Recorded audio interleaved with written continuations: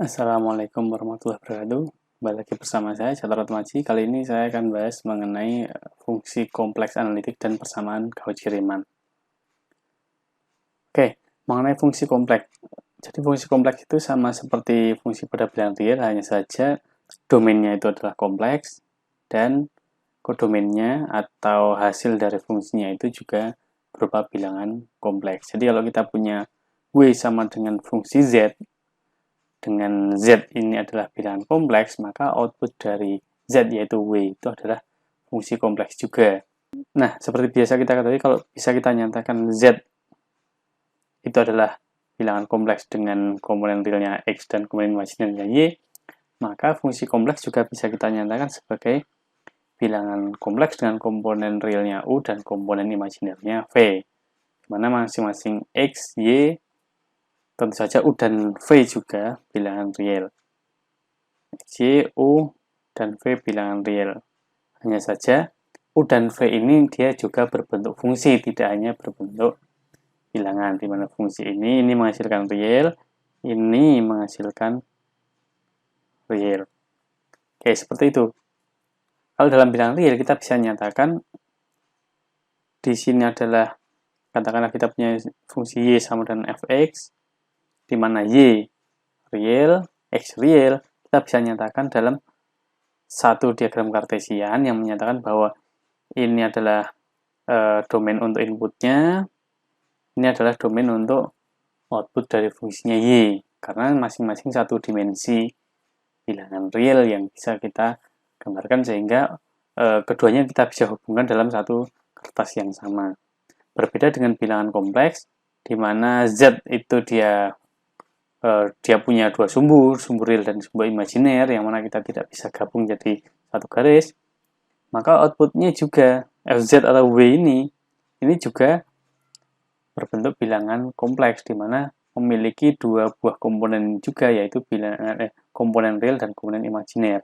Maka fungsi kompleks ini input dan outputnya tidak bisa kita nyatakan jadi satu, tapi kita pisah seperti ini. Misalnya inputnya adalah min 1,1 alias min 1 plus I. Kemudian outputnya kebetulan di sini ini Z, katakanlah Z0, kemudian W0 sama dengan F Z0, kebetulan misalnya 1, min 1 atau 1 min I. Nah, misalnya seperti ini. Nah, ini berarti ini itu dia dipetakan ke sini. Oke, tidak bisa kita jadikan satu, tapi kita bisa nyatakan bidang input yaitu bidang Z sendiri dan bidang outputnya FZ atau W sendiri.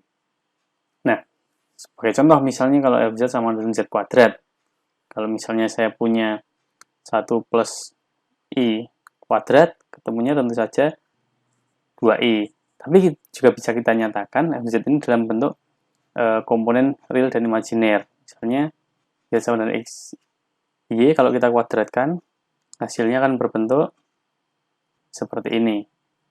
Ini akan menjadi komponen real dan komponen imajiner. Di sini ini adalah real, ini imajiner, maka kita bisa nyatakan komponen realnya U, komponen imajinernya V, dengan masing-masing adalah berbentuk fungsi X dan Y. Dengan U adalah X kuadrat min Y kuadrat dan V adalah 2XY. Nah, kemudian dalam bilangan real kita bisa mengetahui bahwa fungsi itu kontinu atau tidak. Bagaimana kalau dalam bilangan kompleks? Kalau dalam bilangan real, misalnya kita punya fungsi dalam bilangan real, misalnya Y sama dengan fx sama dengan 1/x.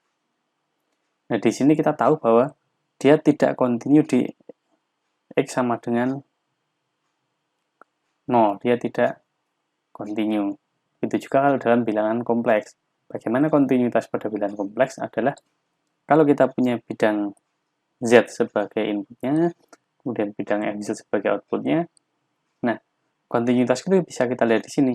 Kalau misalnya saya punya nilai, kalau punya titik Z0 di sini, ketika saya hitung fungsinya berapa, ternyata ketemunya adalah di W0 di sini, bahkan mau ngecek kontinunya. Nah, di setiap Z yang dekat dengan Z0, untuk Z yang dekat dengan Z0 itu artinya Z dikurangi Z0-nya itu kurang dari suatu nilai delta. Dan delta itu sangat kecil. Artinya Z itu di sekitar lingkaran ini. Lingkarannya adalah memiliki diameter delta. Sembarang Z di sini, ini kalau kita masukkan ke dalam fungsi fz, hasilnya harus berada di sekitar W0 juga. Dengan W0 ini memiliki diameter, katakanlah diameternya L. Sehingga kalau output dari Z itu di sini, misalnya dengan W kurang, selisih antara W dan W0 itu kurang dari suatu batas tertentu L yang sangat kecil, ini berarti dia continue. Berarti limit f Z dengan Z mendekati Z0 itu harus sama dengan f Z0. Hampir sama alias sangat dekat. Nah, sebagai contoh, kalau misalnya saya punya fungsi Z-nya di sini, kemudian W-nya di sini, ini sangat jauh dengan W0 dan sekitarnya. Artinya kalau fungsinya seperti ini tidak continue. Nah, bagaimana kalau kita melakukan diferensial pada fungsi kompleks? Sama seperti bilang real. Kalau fungsi bilang real, kita fokus pada delta X. Pada bilangan kompleks, kita fokus pada delta Z. Bedanya seperti tadi, kalau di bilangan real, kita punya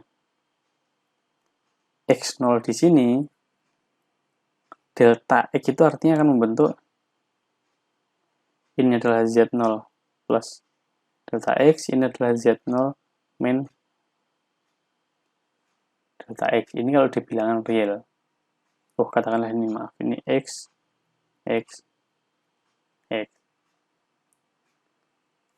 Kalau di bilangan kompleks, saya punya Z0 di sini, maka sekitar Z0 itu adalah di sekitar sini. Keliling lingkaran ini adalah Z0 plus delta Z. Dengan delta Z-nya ini adalah delta X plus I delta Y. Artinya semua kombinasi delta X dan delta Y itu akan menghasilkan sekitar Z0 di sini. Nah, kalau misalnya ini menghasilkan nilai ada, berarti diferensial tersebut ada. Sebagai contoh, apakah fungsi Z kuadrat itu dia memiliki diferensial? Bisa kita cek dengan definisi tadi, limit delta Z mendekati 0, kita bisa jabarkan, kemudian kita hilangkan, kemudian delta Z kita bisa bagi. Nah, delta Z ini mendekati 0, artinya ketemunya adalah 2Z. Berarti F aksen Z adalah 2Z, untuk FZ-nya adalah Z kuadrat.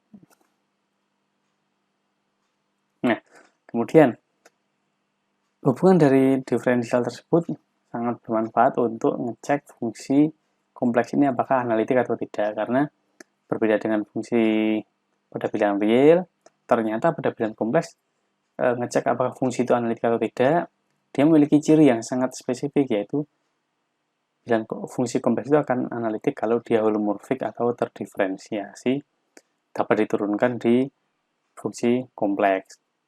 Nah, ngeceknya bagaimana? Ngeceknya sebenarnya kita sangat diuntungkan dengan sebuah persamaan yang disebut sebagai persamaan Cauchy-Riemann.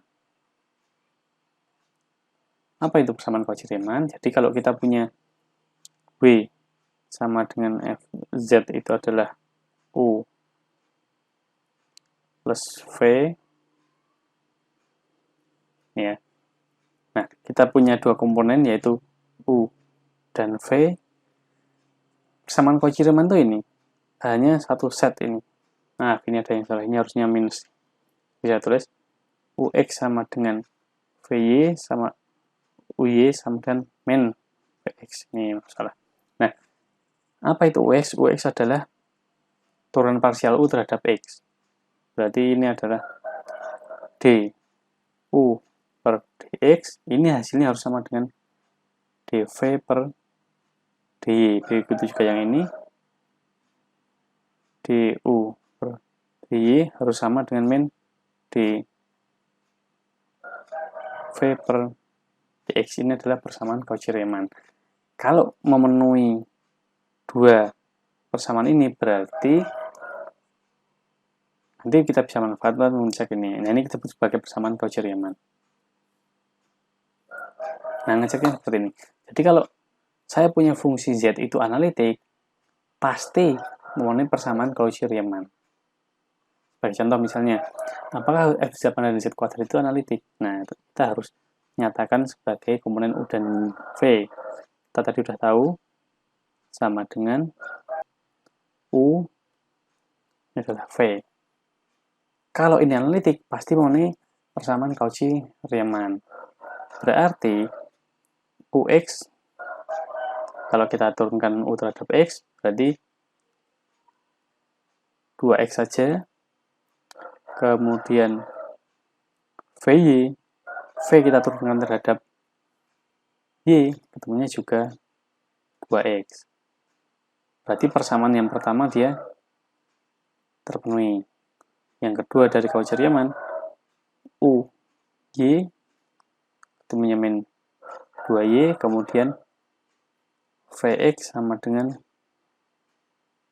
2Y. Nah, yang kedua juga UY sama dengan min Vx. Ini juga terpenuhi. Artinya, fungsi Fz sama dengan Z kuadrat itu memang analitik. Oke, seperti itu. Nah, contoh lain. Kalau U dan V itu memenuhi PCR, persamaan Cauchy-Riemann, maka Fz yang dibentuk oleh U plus IV ini dia akan analitik. Misalnya saya sudah tak punya U dan V, dikasih informasi U dan V, apakah memenuhi persamaan Cauchy-Riemann? Nah, ini bisa kita cek. UX adalah 2, VY sama dengan 2X. Nah, ini sudah tidak memenuhi persamaan Cauchy-Riemann. Nah, kemudian terkait dengan yang tadi, kalau kita punya F kok dia itu analitik, maka U dan V ini komponennya kita sebut sebagai pasangan harmonik. Maka V ini adalah pasangan konjugat harmonik dari U, disebut seperti itu. Nah, kenapa disebut seperti itu?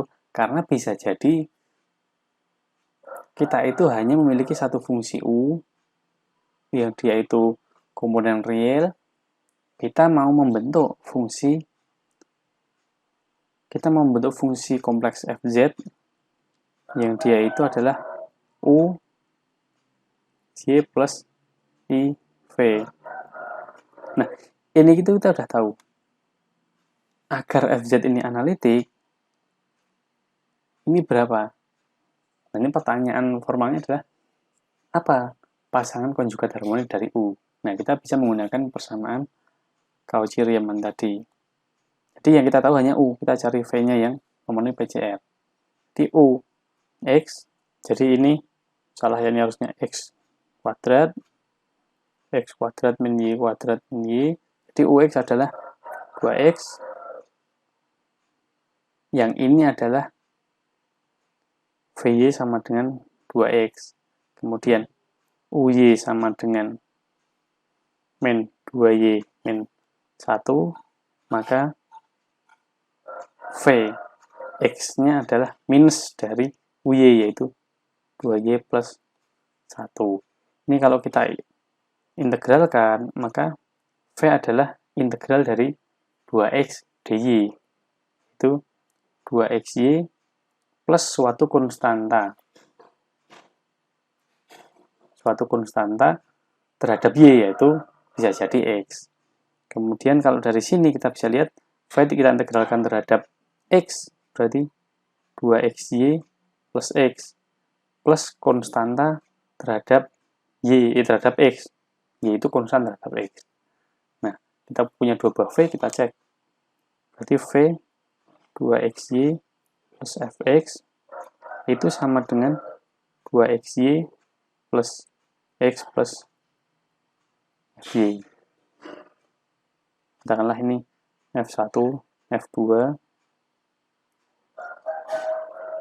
Jadi ini kita bisa hilangkan, berarti fx ini adalah x plus fy. Nah, fx itu hanya mengandung x, fy hanya mengandung y. Nah, kalau di sebelah kiri hanya mengandung x, berarti sebelah kanan nggak boleh ada x. Berarti ini tidak bisa. Berarti ini bisa, fy hanya bisa mungkin itu kalau dia konstan. Jadi di sini f1x adalah x plus suatu konstanta. Maka kita bisa peroleh v-nya adalah 2xy plus x plus c. Nah, ini adalah pasangan konjugat harmonik dari U kuadrat min y kuadrat min y. Nah, ini kita bisa terapkan untuk bagaimana kalau kita punya komponen imajiner dari suatu fungsi kompleks, mana fungsi U yang dia itu bisa digunakan untuk membentuk fungsi analitik kompleks fz dengan dari v dengan menggunakan persamaan Cauchy-Riemann. Oke, saya kira itu dari saya untuk kali ini. Sampai jumpa di lain waktu. Terima kasih. Wassalamualaikum warahmatullahi wabarakatuh.